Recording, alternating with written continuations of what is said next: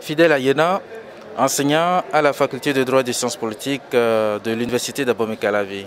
La relation entre le politiste, c'est-à-dire le spécialiste de la science politique, et les corps armés, c'est une relation synergique d'action publique.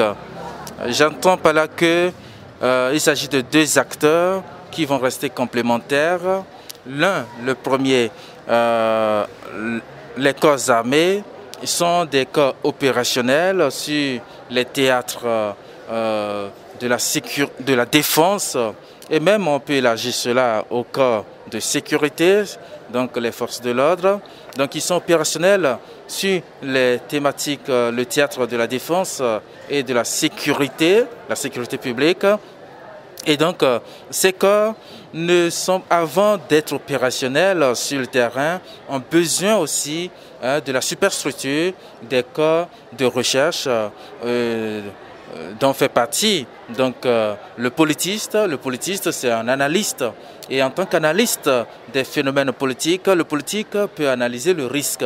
Le risque, ça peut bien être le risque politique, le risque économique, le risque militaire, le risque terroriste.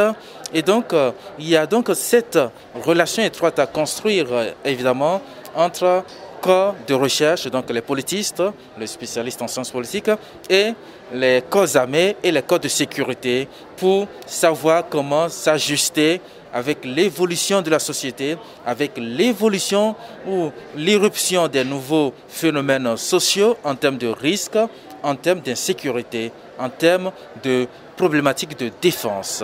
Ce qu'il faut déplorer, c'est que nos laboratoires de recherche ou nos centres de recherche ne sont pas tout à fait aguerris, mais il n'empêche que les corps de sécurité et les corps de défense sont dans le besoin quotidien de peaufiner leur armement, de peaufiner leur stratégie ou leur technique ou technologie de sécurité ou de défense en combinant avec les centres de recherche. Lorsque, au plan national, on n'a pas de laboratoires opérationnels pour répondre à ce besoin, évidemment, nos corps de défense et les corps de sécurité vont s'inspirer ou vont coopérer avec les organismes ou les organes de recherche qui existent dans les pays étrangers qui en procurent.